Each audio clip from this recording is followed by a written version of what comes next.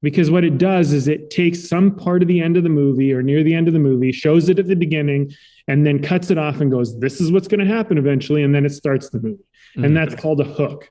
And it's like the first few times that was used, it was awesome. People were like, wow, that's so cool. What a creative thing. Now when it's used, it's just used as like this ploy, this trick. There's so many better ways to hook your audience into a movie. And there's so many more creative, unique ways. And there's ways that have not been done yet.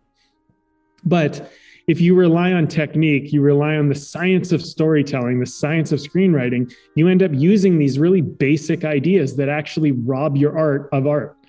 And so, I think there's a certain element of it, which is like, learn the rule, learn the kind of guideline, learn the idea, and then abandon it and try to find something else.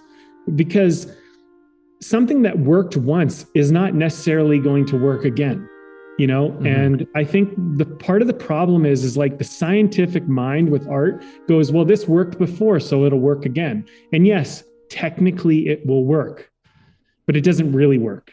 And the significance is what works. And what you're missing is that significance. You're missing that quality.